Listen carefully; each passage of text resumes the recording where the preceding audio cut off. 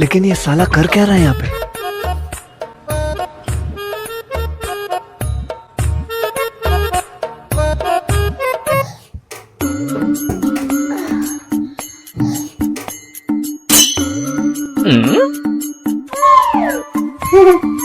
বন্ধু, একটা good news আছে আর একটা ব্যাড নিউজ আছে।